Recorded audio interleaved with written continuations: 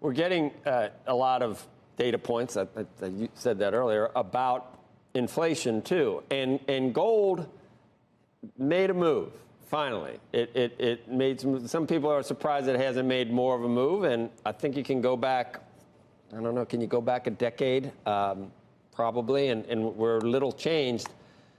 Is it your view that Bitcoin has replaced or will replace or is in the process of replacing gold as the store of value for most investors?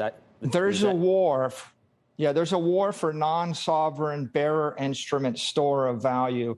And it's Bitcoin versus silver and gold. And gold's 10 trillion and Bitcoin is 1 trillion. And it's pretty clear that Bitcoin is winning, gold is losing. Of all the commodities in the world, the only one that isn't suffering from inflation in the last 12 months is gold. You want to eliminate inflation, build everything with 24-karat gold. It won't go up in price. Bitcoin's definitely winning that struggle, and it's going to continue because you can move $1 billion block of digital gold at the speed of light. You can program it 60 times a second, and the maintenance cost is much lower. The custodial rights are much higher. So it's pretty clear that digital gold is going to replace gold this decade. There are probably some troubling things in the infrastructure bill about how the tax treatment of Bitcoin, but it doesn't happen right away. Do you think between now and when it's supposed to happen that it won't happen? Or, I mean, that's an overhang on the future of Bitcoin for being more than just a store of value, for being much more utilitarian, isn't it? You know, I'm not at all troubled with any of the regulation going on right now. The safe haven for institutions is to use Bitcoin as a store of value.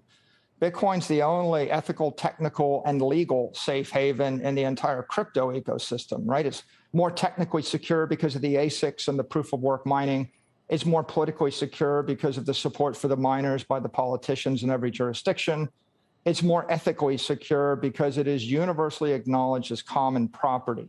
So if your use case is to buy $1 billion of Bitcoin and hold it forever in lieu of gold or in lieu of property, or in lieu of a stock portfolio without all the risks of stocks and equities and bonds and all the headaches of precious metals, then Bitcoin meets that use case. All of the sound and fury in Washington is going to have an impact on security tokens, DeFi exchanges, crypto exchanges, all the other use cases of crypto that are not Bitcoin. And that's where we'll see all of this settle. And that's why there's volatility right now.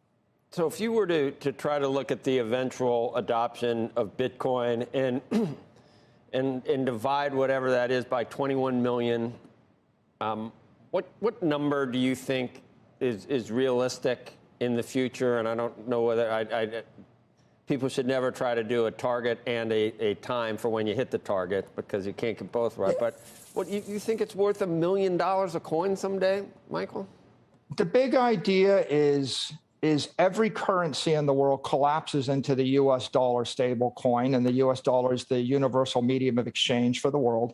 And people seeking a long-dated store of value asset, a synthetic asset, they start to demonetize that second investment property, and they demonetize gold, and they demonetize an equity index. So what do I expect? I expect that Bitcoin, if it doubles every year at the end of the decade, it will flip gold, and then it'll flip monetary indexes, a little bit of bonds, a little bit of real estate, a little bit of equity, and emerges as a $100 trillion asset class. So 100x where it is right now. And when we get there, it'll be 5 to 7% of the worldwide economy.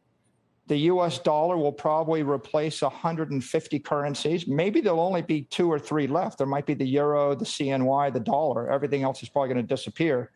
And then Bitcoin will be the world's monetary index. If you simply want to keep your money and you don't want to express a credit sentiment or an equity sentiment or some property or real estate sentiment.